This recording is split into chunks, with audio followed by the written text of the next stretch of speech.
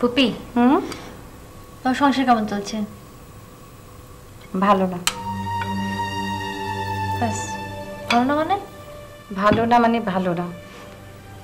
জাহিদের সাথে আমার সংসার করা হচ্ছে না। কি বলছো তুমি? হ্যাঁ, আমি ঠিকই বলছি। আমি ওর কাছ থেকে চলে এসেছি, ডিভোর্স লেটারও দিয়ে এসেছি। কেন করেছো এরকম? এত অত্যাচার সহ্য করে সংসার টিকিয়ে রাখা যায় না।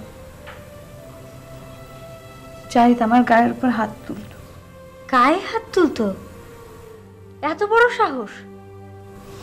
ঠিকই আছে, ঠিকই করেছো পুপি। তোদের এখানে আমাকে একটু জায়গা দিবি? কি বলো তুমি পুপি, এটা তো তোমারই বাড়ি। থ্যাঙ্কস।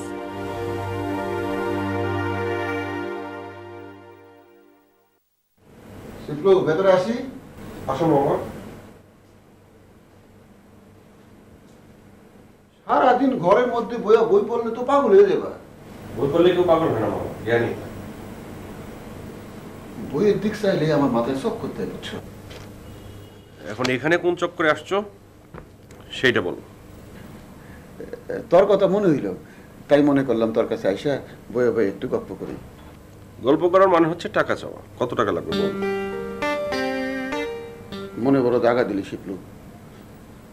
তোর কাছে আমি খালি টাকার লাগাই, আর কোনোদিন তোর কাছ থেকে টাকা নিব না। কষ্ট পাও না মামা, তোমার ছাড়া টাকা খরচ করার লোক তো আর নাই। তুই ছাড়া আমার দুনিয়ায় কেডা আছে ক? এমন করস কে? শার্টের পকেটে টাকা আসছে, যা খুশি নিয়ে যাও। তোর মতো বাইক না পৃথিবীতে আর একটাও নাই।